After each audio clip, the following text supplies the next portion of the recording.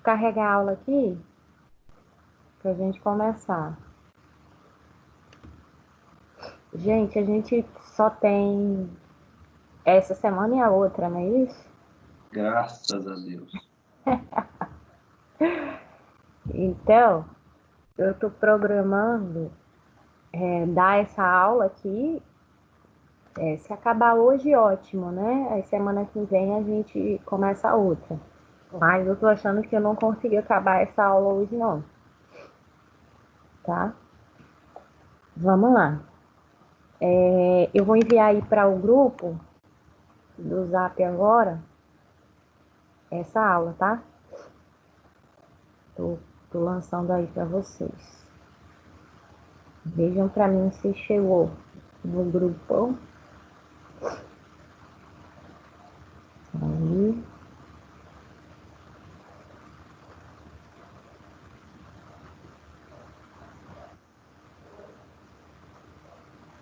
Enviei aí, vê se chegou, gente. A nossa aula de hoje é sobre o PNAM, o Programa Nacional de Alimentação e Nutrição. Estou carregando aqui a aula. O negócio vai ajudar, né? E hoje está ajudando.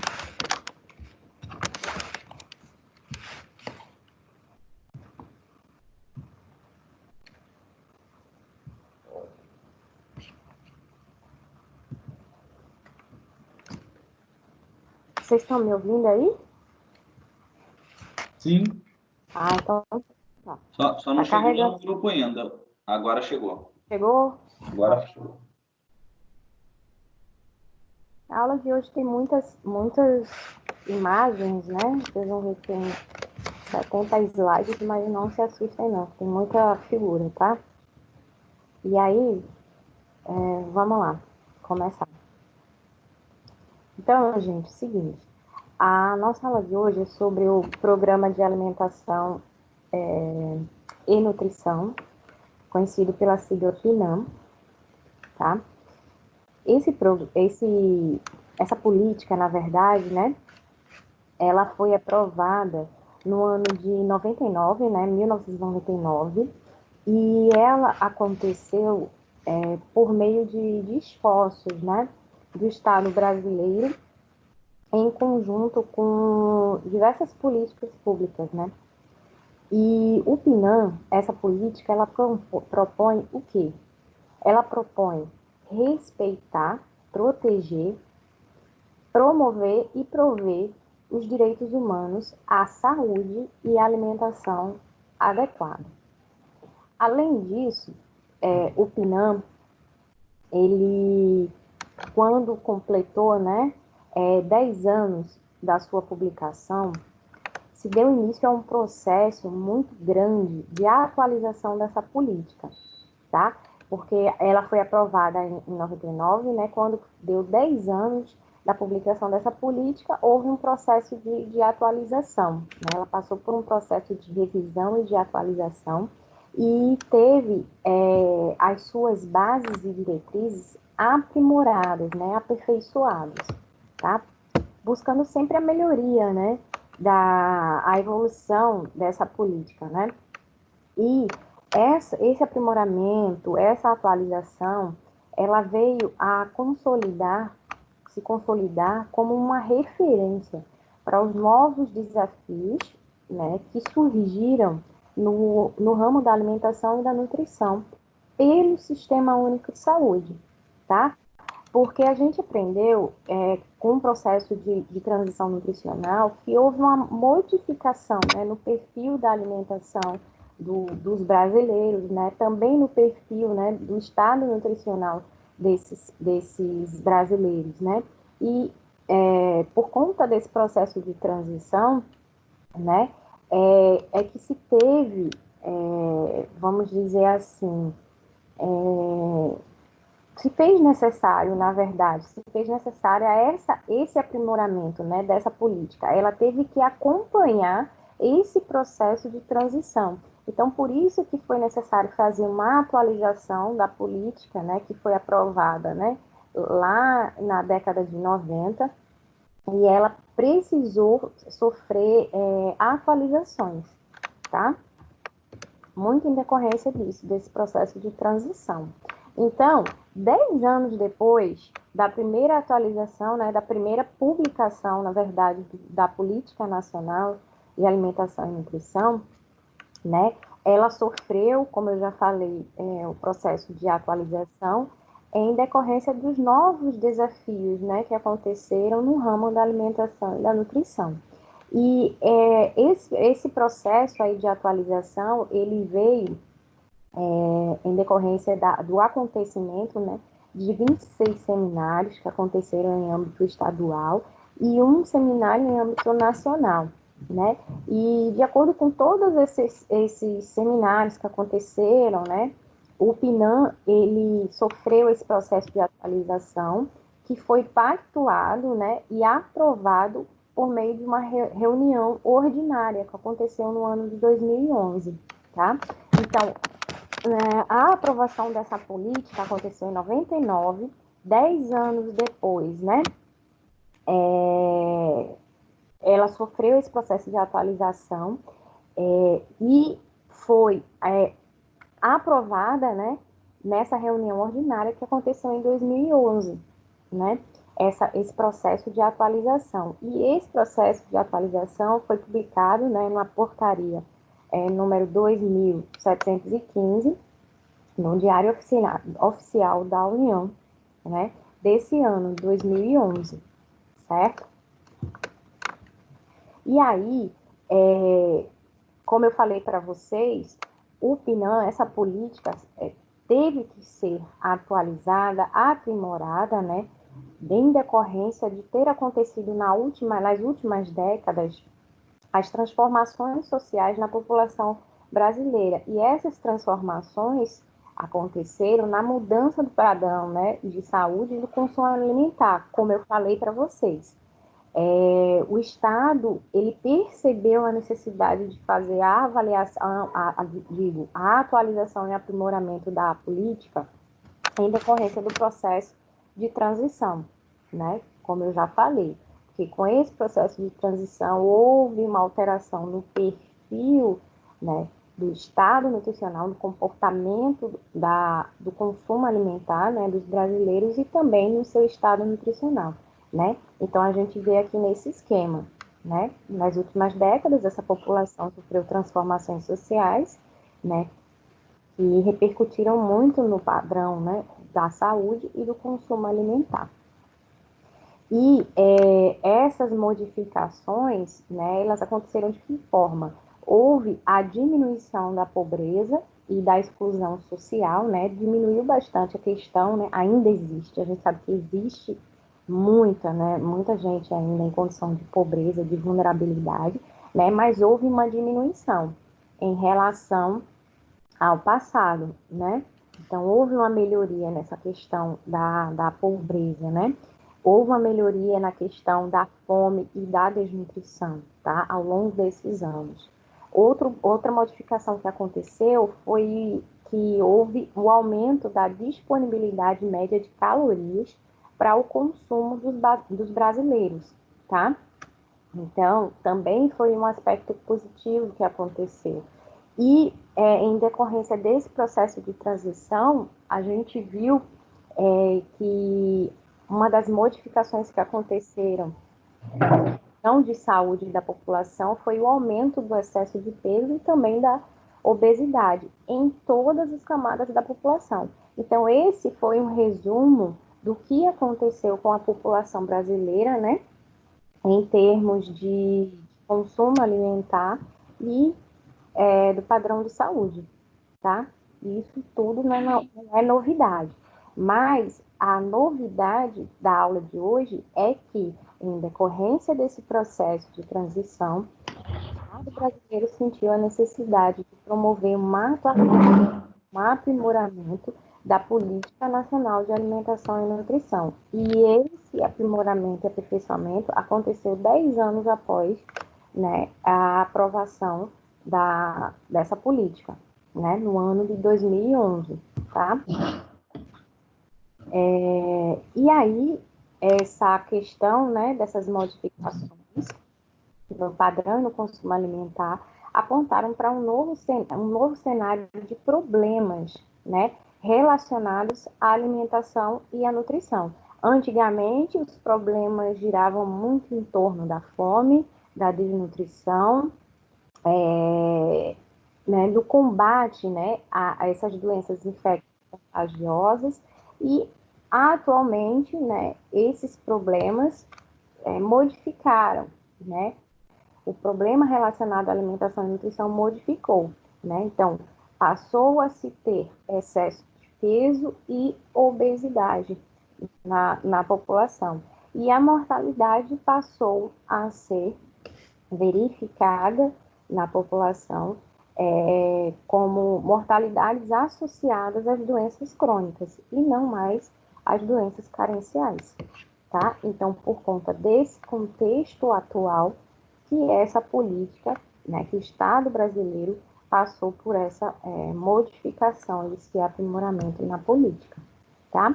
Então, o PNAM, como eu falei para vocês, ele sofreu esse aprimoramento, foi aprovado, né, essa modificação naqueles seminários que aconteceram em âmbito estadual e nacional, e a nova edição da Política Nacional de Alimentação e Nutrição foi publicada no ano de 2011, tá? E essa política, ela apresentou, né, como propósito a melhoria das condições de alimentação, nutrição e de saúde da nossa população, né, da população brasileira. E isso deveria acontecer, né, deve acontecer, mediante a promoção de práticas alimentares adequadas e saudáveis para essa população, mediante a vigilância alimentar e nutricional dessa população, e também mediante a prevenção e o cuidado integral das doenças que fossem relacionadas à alimentação e nutrição. Então, esses, né, são os grandes propósitos da nova Política Nacional de Alimentação e Nutrição. Melhorar as condições de alimentação e nutrição e saúde por meio desses três fatores, né? Promoção de práticas alimentares adequadas e saudáveis, vigilância alimentar e nutricional e prevenção e cuidado integral, de forma integral, das doenças que fossem relacionadas à alimentação e nutrição, tá? Então, essa informação, né, esse slide é um slide muito importante, que ele mostra, né, qual o propósito principal da nova política, né, que veio a ser aprovada, né, e publicada no ano de 2011, certo? Então, a nova política, né, a Política Nacional de Alimentação e Nutrição, ela gira muito em torno da questão da alimentação e da nutrição e está presente na legislação recente do nosso Estado brasileiro, tá? Do nosso país. E de que forma, né, a gente observa que o quesito alimentação e nutrição se insere na legislação brasileira? Mediante uma lei, né, que é uma lei muito conhecida na saúde pública, né, que é a Lei 8080 de 90, né, do ano de 90. Essa lei é a lei que rege o Sistema Único de Saúde, né, o SUS, e essa lei, ela entende que a alimentação, ela atua como um fator condicionante e determinante da saúde, né, do indivíduo, tá? Então, essa lei, ela é importantíssima e ela enaltece, ela destaca que a alimentação, ela é primordial, ela é um fator que implica, né, diretamente no processo da saúde. Então, ela atua como um fator que condiciona a saúde e que determina o estado de saúde da população, do indivíduo, de maneira geral, tá? E ela também destaca, essa lei, que as ações de alimentação e nutrição, elas devem ser desempenhadas, né, de forma transversal às ações de saúde. E essas ações de alimentação e nutrição, elas devem ter caráter complementar, com a formulação, execução e a avaliação dentro das atividades e responsabilidades do sistema de saúde, certo?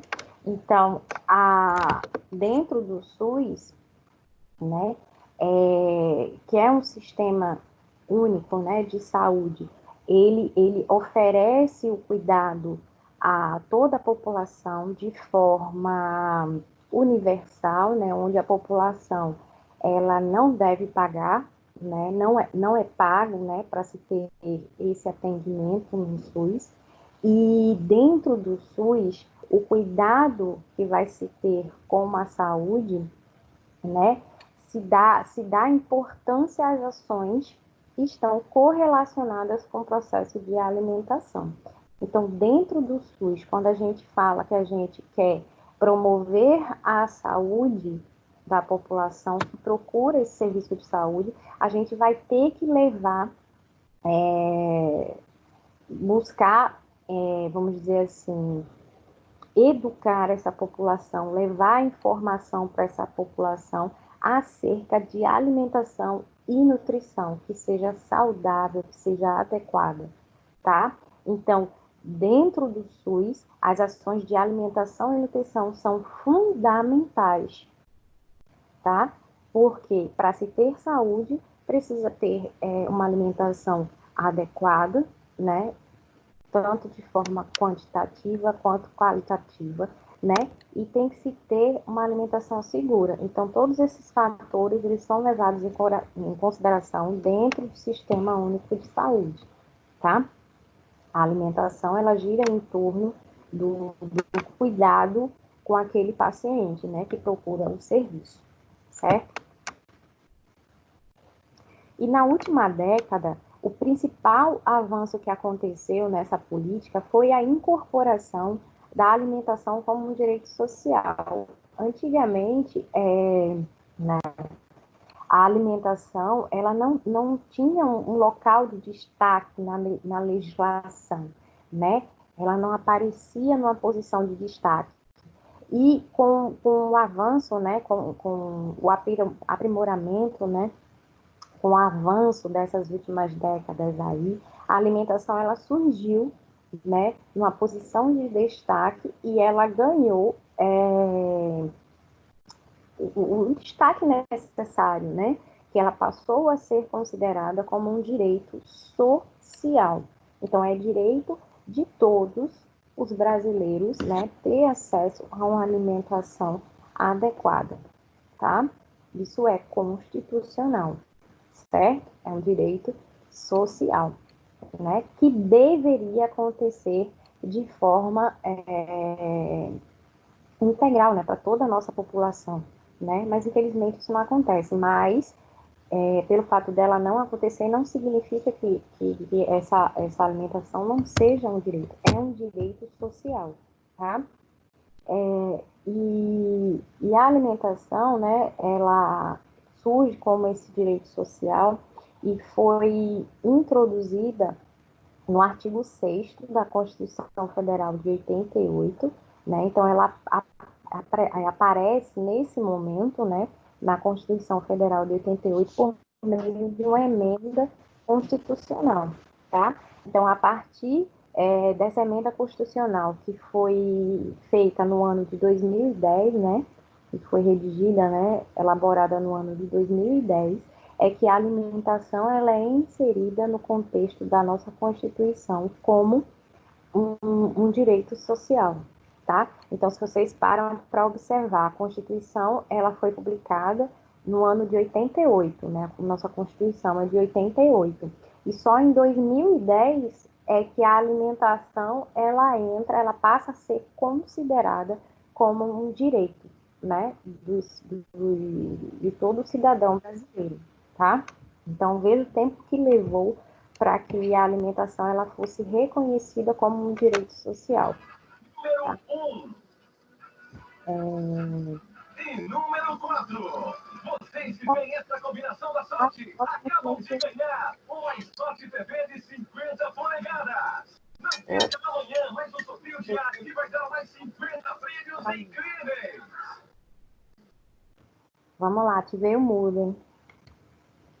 Então, gente, o nosso estado, né, brasileiro, ele estava ocupado com a construção de uma nova abordagem para combater o processo da fome, da pobreza, né, e tentar instituir a promoção da alimentação adequada e saudável. E daí o nosso estado, né, ele publicou uma lei e um decreto que foram extremamente relevantes, né, na busca da alimentação adequada e saudável para essa população, né? Então, a publicação dessa lei, desse decreto, né, foram fatores assim extremamente importantes, né, que contribuíram muito para avançar, né, ter avanços aí no quesito do combate à fome e à pobreza, tá? Então, a lei 11.346 de 2006, que a gente já estudou essa lei, né, que foi a Lei Orgânica de Segurança Alimentar e Nutricional, que é a LOSAN, né, e o decreto 7.272 de 2010, né, esse decreto, ele institui a Política Nacional de Segurança Alimentar e Nutricional. Eles foram ganhos, né, avanços no combate contra a fome, a pobreza e a promoção da alimentação adequada e saudável, né? Essa lei, esse decreto, eles vieram a contribuir para esses avanços, né, no quesito alimentação e nutrição, certo? E essa lei, esse decreto, eles apresentam, na verdade, o fortalecimento das ações, né, de alimentação e nutrição dentro do sistema de saúde, né, do nosso sistema de saúde, como eu já falei. O Estado sentiu a necessidade de fazer um aprimoramento nessa política de alimentação e nutrição, e junto com o aprimoramento, né, dessa política vieram publicações, né, de leis, de decretos, né, para que essa política ela pudesse ser aprimorada, né? Então, essa lei, esse decreto, eles fortaleceram essas ações, né, que buscavam a melhoria da alimentação da população e visavam combater a fome e a pobreza, tá? Então, na saúde, a publicação de um outro decreto, né, que é o decreto 7.508 de 2011, que regulamentou a Lei 8080, que é a lei que rege o SUS, o Sistema Único de Saúde. Esse decreto, ele possibilitou avanços, né, para a organização e a oferta de ações que envolvessem a alimentação e a nutrição no âmbito do SUS, certo? E diversas políticas de saúde se somaram, né, aos princípios e às diretrizes dessa política, né, Política Nacional de Alimentação e Nutrição, para estabelecer a saúde e a segurança alimentar e nutricional, né? E quais foram, né, essas políticas que se somaram aos princípios, né, e diretrizes do PNAE? A Política Nacional de Atenção Básica e a Política Nacional de Promoção à Saúde, tá? Então, todas essas políticas, elas se somam, né, com um objetivo maior, com uma meta, né, principal, que seria a promoção de uma alimentação mais adequada, né, mais segura para os brasileiros, tá? E a determinação social da saúde e a promoção e prevenção dos agravos, eles estão presentes em diversos documentos, né, internacionais, né, que são conhecidos, como, por exemplo, o relatório da Comissão Nacional de Determinantes Sociais da Saúde, como a Estratégia Global para a Alimentação do Bebê e da Criança Pequena, como a Estratégia Global para a Promoção de Alimentação Saudável, Atividade Física e a Saúde, tá?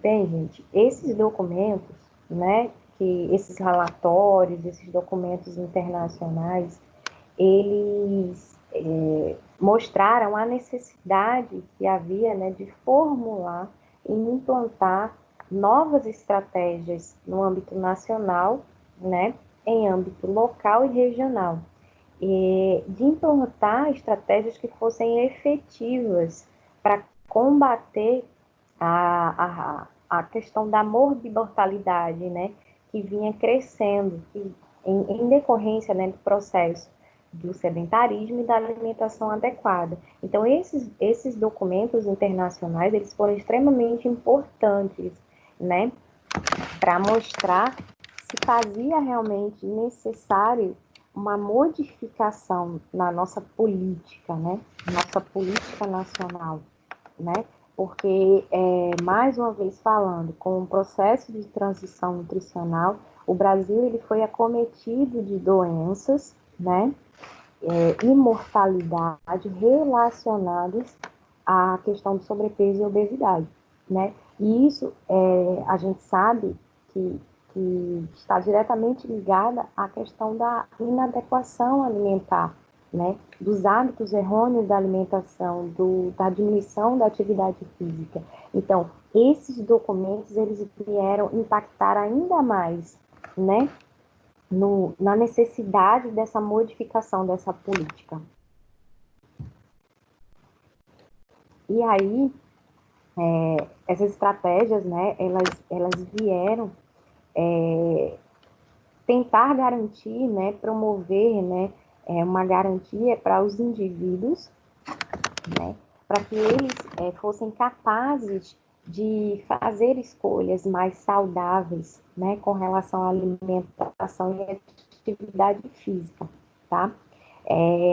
Prevendo ações que fossem possíveis, né, de tornar as escolhas dessa população, dessas pessoas, que fossem possíveis, vamos dizer assim, levar a população a tomar uma decisão acertada com relação à alimentação e à atividade física. Então, assim, as estratégias que deveriam ser desempenhadas nessa nova política, elas tinham que girar em torno de escolhas, né, mais saudáveis, né, garantir escolhas mais saudáveis para esses indivíduos, tá? Tanto com relação à alimentação quanto à prática de atividade física, certo? Então, diante disso tudo, né, desse novo cenário que o Brasil passou, né, com essas modificações todas que aconteceram no processo de consumo alimentar e na alteração do perfil do estado nutricional da população, né, é que novos desafios eles surgiram, né, no âmbito da nutrição, né, dentro do Sistema Único de Saúde, certo? E aí, que cenários, né, seriam esses, né, que levaram a esses novos desafios, né? Então,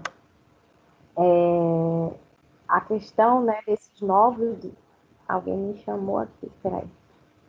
Estou admitindo. Então, vamos lá, recapitulando. Diante de todo esse processo que aconteceu, nesse processo de transição, né, que aconteceu com a população, houve novos desafios, né, foram criados, né, no âmbito da nutrição, né, dentro do Sistema Único de Saúde.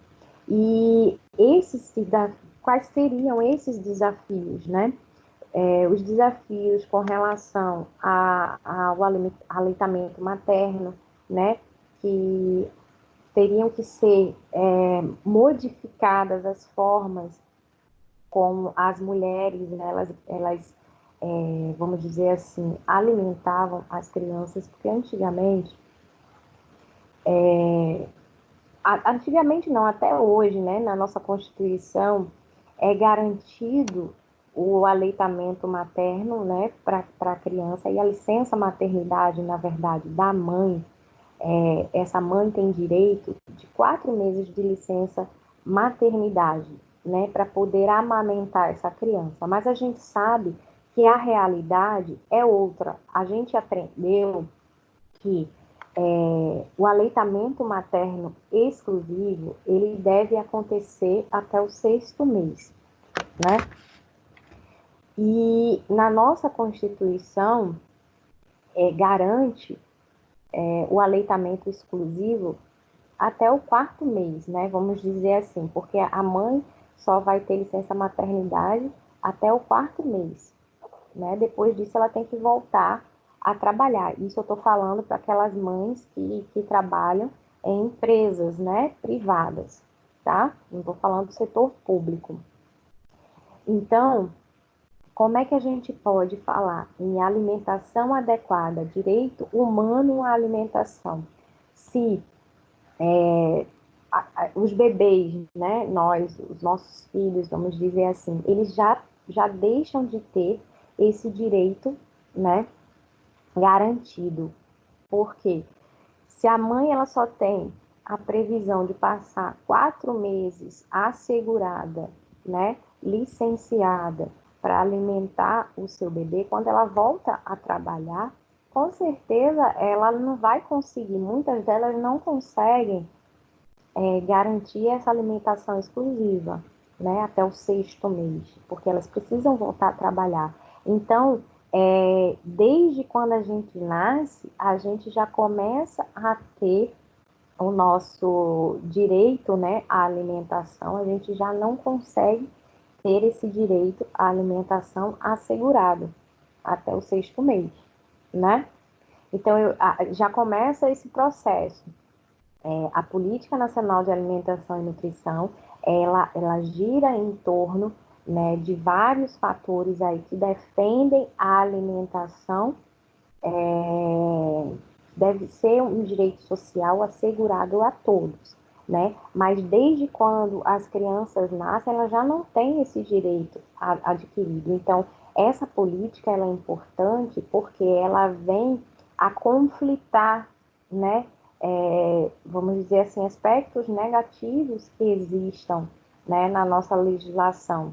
Então, é importante mostrar, né, que esse direito ele deve ser respeitado, né? Então, é provável que futuramente haja uma modificação na nossa Constituição para que esse primeiro direito, né, que é a alimentação exclusiva, né, até o 6º mês, a amamentação exclusiva até o 6º mês, ele possa ser garantido para todas as crianças, não apenas as mães, né, aos filhos das mães que trabalham em um ambiente, vamos dizer assim, estatutário, né, em empresas, em setores públicos, né. Então, essa política ela é extremamente importante, porque ela passa a fazer, né, a mostrar alguns aspectos negativos que existem hoje em dia e que precisam ser modificados. E a alimentação, né, o aleitamento materno, ele precisa sofrer essa modificação, tá? Então, é um desafio, é um grande desafio no âmbito da nutrição, esse primeiro quesito aí de aleitamento materno, tá? Porque a gente precisa ainda melhorar esse aspecto, né? Expandir esse aspecto para os filhos das mães, né, que trabalham no setor privado, tá? Já houve até um avanço, porque existe aí um incentivo para algumas empresas, né, que garantam esse aleitamento materno até o 6º mês, né? Tem algumas empresas que recebem um incentivo fiscal, né, se eles autorizarem, né, a essas mães permanecerem em casa até o 6º mês, né, para garantir o aleitamento materno exclusivo. Mas não são todas as empresas que aderem, né, infelizmente, mas foi um avanço, né, então a gente ainda tem que persistir e lutar para que esse direito ele possa ser respeitado futuramente, né, na íntegra, para todos, tá? Um outro desafio no âmbito da nutrição, no SUS, é a dieta habitual do brasileiro, né? Que a gente vai ver, a gente percebeu, né, estudando aí ao longo da nossa disciplina, que houve uma modificação na dieta habitual do brasileiro, né? E a gente precisa bater em cima dessa questão da alimentação, né, para tentar resgatar alguns valores que foram esquecidos, né, que foram deixados de lado, né? A questão do consumo, né, de alimentos mais processados, processados, passou a ser corriqueira na alimentação do brasileiro, né? Então, a gente precisa resgatar alguns hábitos que ficaram para trás, né, dentro da alimentação dos nossos indivíduos, né? Um outro desafio também é o declínio da atividade física. Antigamente, as pessoas praticavam mais atividade física. Hoje em dia, em decorrência da nossa real situação, né, do nosso cotidiano, que passou a ser mais acelerado, né, passamos a ter menos tempo, né, passamos a trabalhar mais, a ser mais exigidos, a gente passou a deixar de lado a preocupação, né, com a saúde de maneira geral, tanto no quesito alimentação quanto no quesito da prática de atividades físicas, tá? Um outro desafio seria a alimentação complementar, né, das nossas crianças, né, a introdução da alimentação após o aleitamento materno exclusivo, né? Essa alimentação complementar, ela hoje em dia ela se torna um grande desafio, né? Porque a gente vê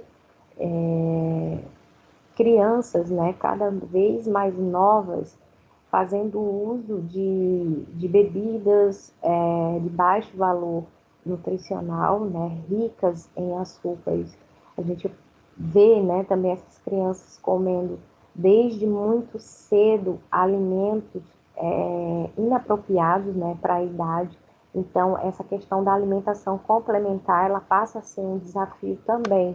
Incentivar a família, né, a mãe e o pai dessas crianças a promover uma alimentação, né, resgatar uma alimentação mais saudável para essas crianças.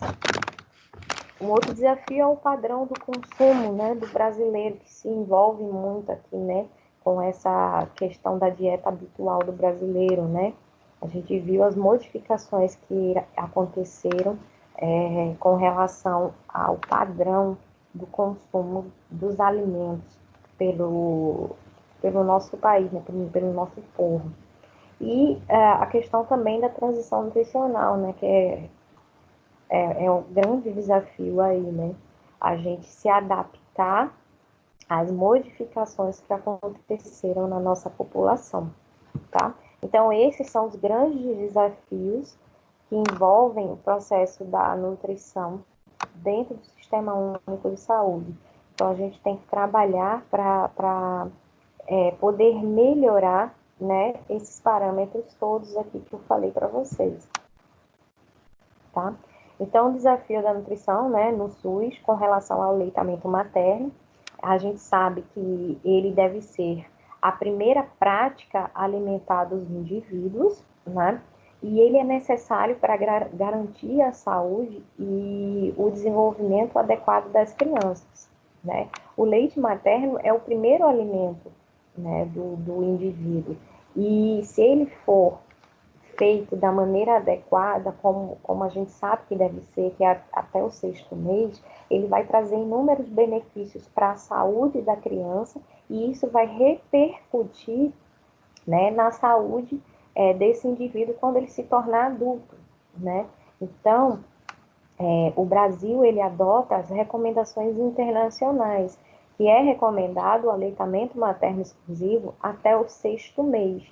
E esse aleitamento ele deve ser continuado até o 2º ano de vida, né, associado à alimentação complementar. Então, essa é a recomendação que o Brasil ela adota, mas a gente sabe que não acontece na prática, né, para todos os indivíduos. né? A gente sabe que existem muitas dificuldades, né, com relação a essa prática de aleitamento materno exclusivo, até o 6º mês, né?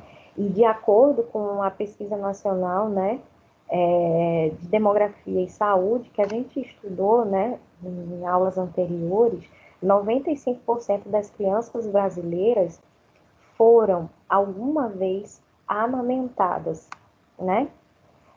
Mas esse número ele cai drasticamente ao longo dos 2 primeiros anos de vida, ou seja, essa pesquisa ela vem mostrar que as nossas crianças elas foram amamentadas, mas que ela não mostra, na verdade, se essa amamentação ela aconteceu de forma exclusiva até o 6º mês, né? E mais ainda, esse percentual, à medida que os anos passam, né, até os 2 primeiros anos de vida, esse percentual aqui cai, tá? Na verdade, deveria ser 100% das crianças, elas foram amamentadas, né? E essa amamentação, ela permaneceu até os 2 primeiros anos de vida, né? De forma complementar aí, né? E isso, na verdade, não acontece. A gente sabe que não acontece.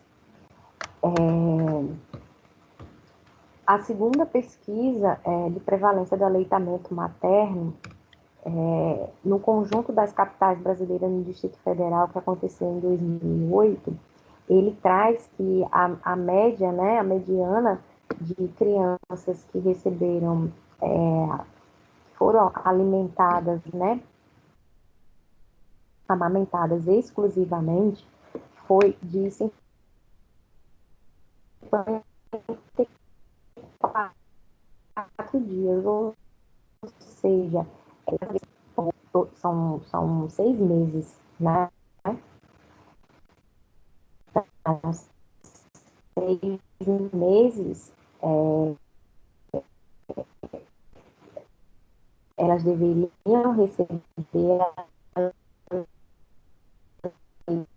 tratamento exclusivo. E aí, o presidente de aleitamento materno exclusivo, quando deveria ser de 6 meses. Então, veja a nossa realidade, isso para o ano de 2008, tá? Então, uma defasagem muito grande, né? A gente precisa melhorar muito esse número, tá? Com relação à alimentação, quando a gente fala de alimentação complementar, né? A gente sabe que a transição do aleitamento materno para os alimentos consumidos pela família, ele é um período, né, extremamente importante e é chamado de alimentação complementar, né? Essa alimentação complementar, a gente sabe que deve ser iniciada aos 6 meses e deve ser concluída aos 24, né? Então, durante esse período, a criança, além do aleitamento materno, ela deve receber uma alimentação complementar. E essa alimentação complementar, ela é importantíssima, né? Porque a introdução desses alimentos, ela deve ser feita no momento certo, né? Num tempo oportuno e em quantidade e qualidade que sejam adequadas para cada fase do desenvolvimento infantil, para evitar, né, problemas de carências nutricionais, né, déficit de energia, de proteína, né? Então é necessário que esse acompanhamento, essa introdução, ela seja feita da forma adequada, porque é nesse momento, né, esse momento inicial, que os primeiros hábitos são adquiridos e formados, né, por essa criança. E a correta inserção desses alimentos, ele tem um papel extremamente importante no que diz respeito à promoção da saúde dos hábitos alimentares, né, saudáveis, né? A gente sabe que se essa introdução ela for feita de maneira, ela vai proteger a criança, né, de deficientes e também vai proteger aquela criança a longo prazo, né? Fazendo com que essa criança, né, quando se transformem em adultos, elas sejam mais protegidas, né, com relação ao surgimento de doenças crônicas na fase adulta, né? E dentre elas a obesidade, né? Então, essa fase da alimentação complementar, hoje em dia, é um grande desafio, né, na nutrição dentro do Sistema Único de Saúde, porque a gente tem que passar a alimentar, a fazer essa introdução melhor nas nossas crianças, né? Porque a gente observa que não só os nossos adultos eles estão mais obesos, mas as nossas crianças também. Isso se deve a quê? A alimentação complementar que é feita de maneira inadequada, né?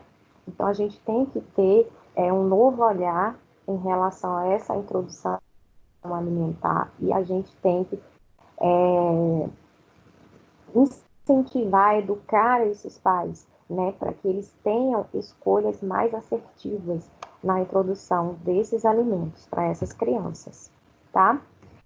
E de acordo com a PNDS, né, com essa pesquisa, esse inquérito populacional, lá de 2006, a introdução precoce de alimentos, né, que é feita, né, pelas crianças, 14% das crianças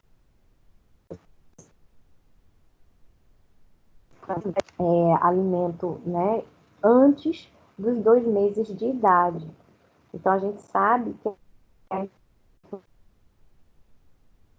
alimentar ela deve acontecer a partir do 6º mês. E 14% das crianças recebiam antes dos 2 meses. Então, gente, é muito cedo, né? Essas crianças estavam recebendo alimento muito cedo, tá?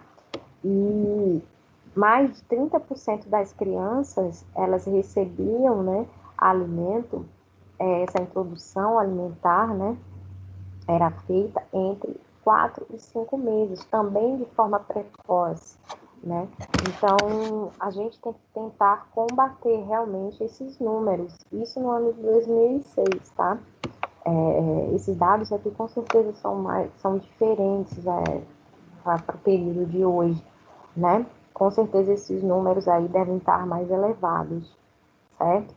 Então, a gente tem que combater essa questão da introdução alimentar precoce, né?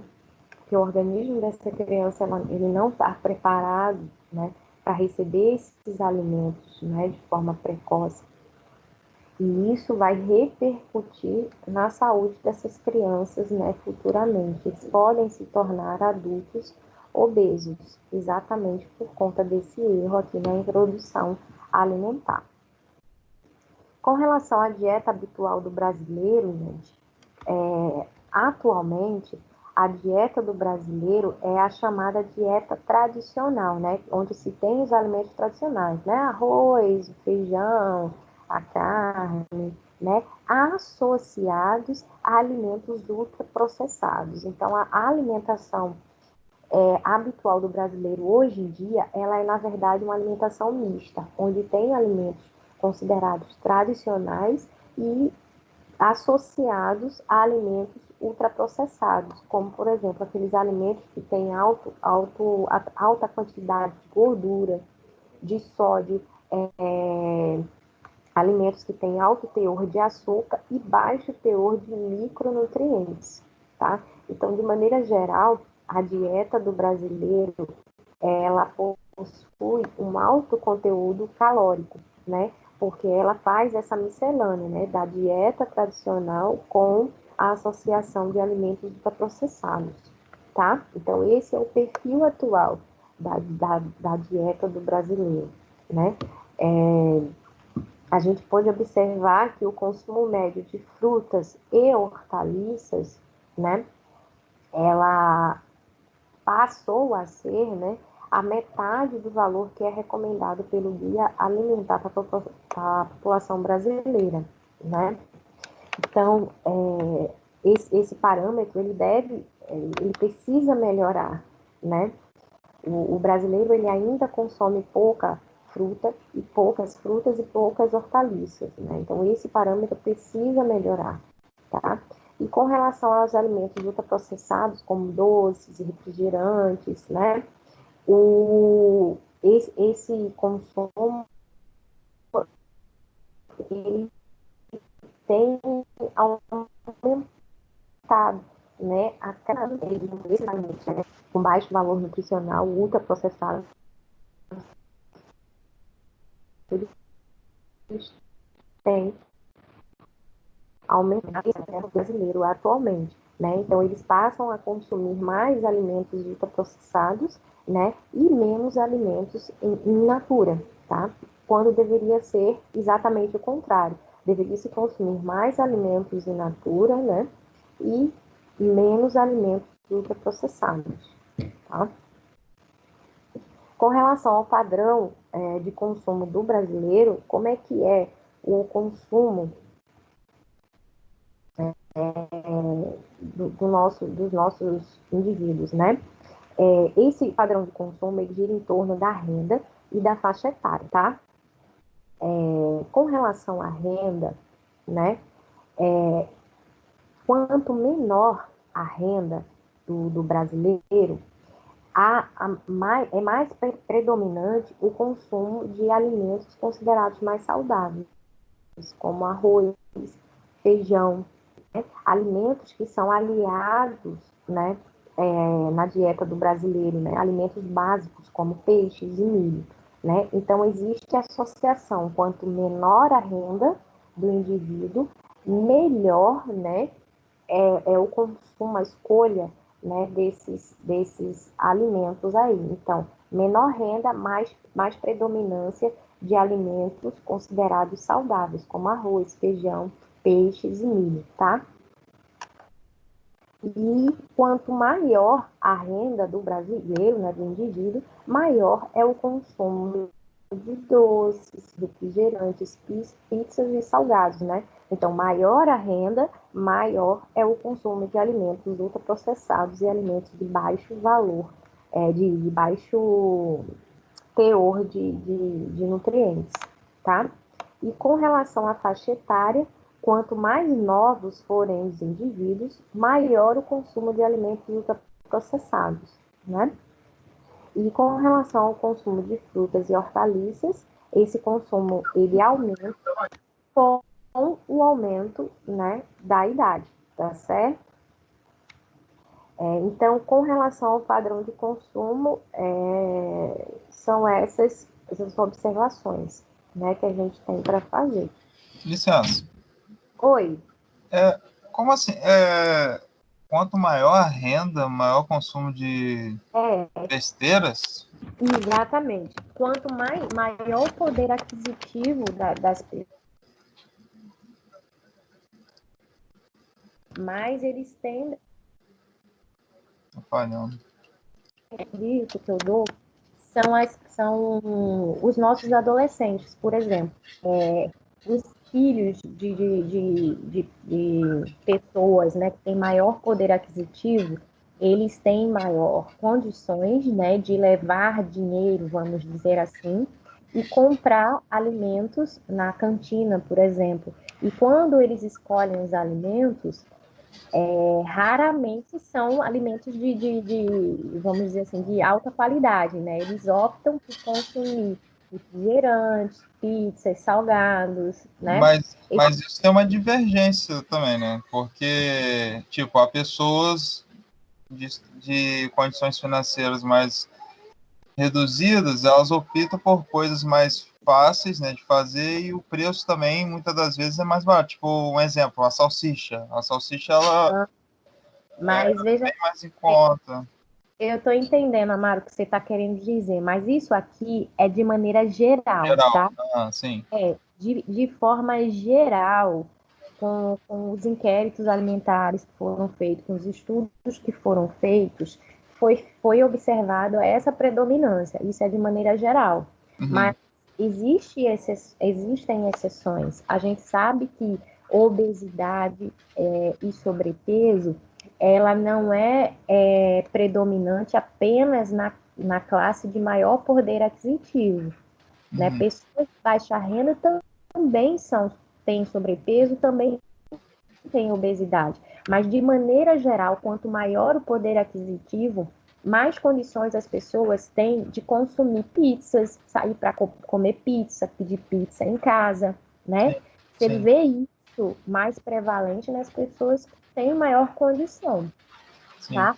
Aquelas que têm maior condição, eles vão optar por alimentos que sejam mais baratos. Você acha que é mais barato comprar arroz e feijão ou comprar uma pizza? Sim, né? sim, entendi.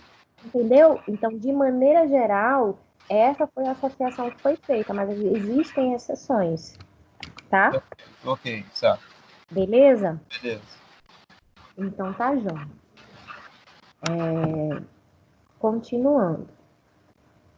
Com relação ao local que os indivíduos moram, né? Zona rural versus zona urbana,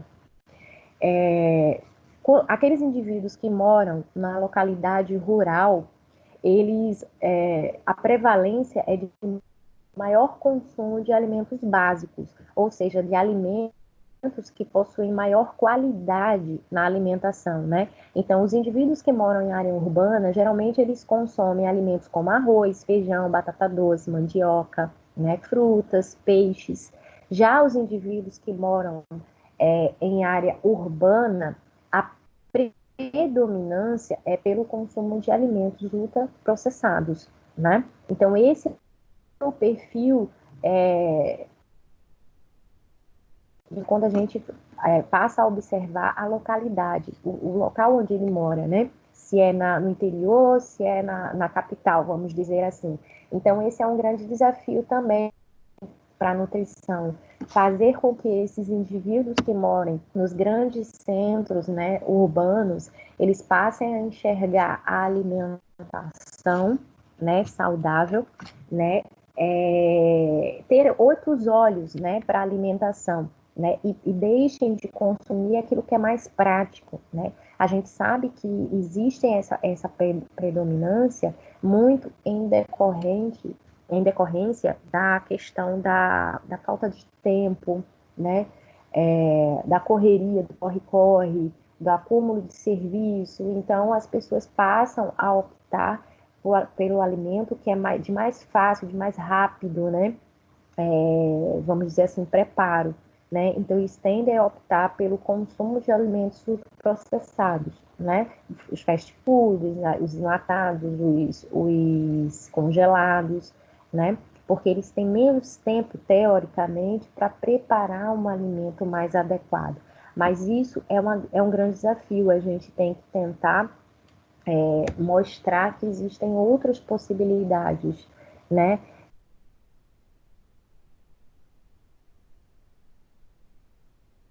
Possibilitada mesmo dentro desses centros urbanos, né? Essa é uma questão de disciplina, às vezes, e de escolha.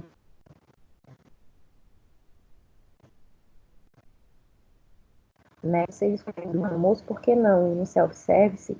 Por que não levar a sua marmita? Então, são grandes desafios que a gente tem no âmbito da nutrição, né? Que a gente precisa modificar, tá? Com relação, né, ao estilo de vida atual, o estilo de vida, né, da nossa população, ela favorece a um maior número de refeições que são realizadas fora do domicílio. Isso a gente consegue observar, né? E muito em decorrência do que eu falei, né? O excesso de trabalho, o pouco tempo disponível para o preparo dessa alimentação, né? No ano de 2009, 16% das calorias da alimentação, elas vieram, né, de alimentos consumidos fora do ambiente domiciliar, né? E essa alimentação ela é composta, na maioria dos casos, por alimentos industrializados e ultraprocessados, que são aqueles alimentos, né, que a gente sabe que são de mais rápido preparo, né? E esses alimentos, né, são, na maioria das vezes, né, refrigerantes, sanduíches, né, os famosos lanches, né,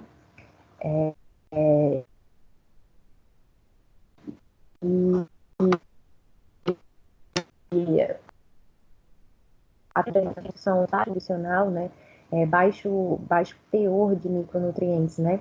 Que são os salgadinhos industrializados, os refrigerantes, dentre outros, tá?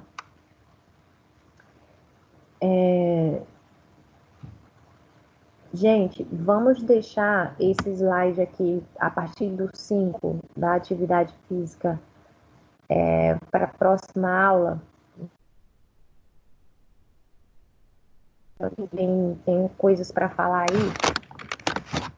E aí a gente deixa para a próxima aula, tá? Para a gente concluir. Acredito que será possível a gente concluir porque tem muitos slides que são só imagens, tá? A parte mais teórica a gente viu na aula de hoje, que é o que a gente tinha para falar mais, foi na aula de hoje. Então a gente começa a próxima aula a partir desse slide 5, tá? A gente não vai até metade. Só em 21. É o quê? E nós não vamos até metade. Até a metade? Deixa eu ver se eles conseguem. Tem umas coisas ainda para falar aqui, deixa eu ver. Tem ainda bastante coisinha para falar. Eu acho melhor a gente falar só na outra aula, tá bom? Certo, ok. Então a gente começa na outra aula, para dar um sossego para nossa cabeça. Ok. A gente para no slide 21. Tá bom? Beleza. Então tá bom, gente. Se possível, vocês deem uma observada nessa parte inicial aí para tentar organizar as ideias na cabeça, tá bom? Show. Tá bom. Bom, gente, então boa noite para vocês e até semana que vem. Boa bom? noite, valeu. Tchau, gente. Eu vou tentar postar essa nota de vocês aí amanhã. Eu vou ver se eles consertaram o meu portal, tá? Qualquer coisa vocês fiquem de olho, tá bom, gente? Falou, tchau, tchau. Beijo, gente. Tchau, tchau.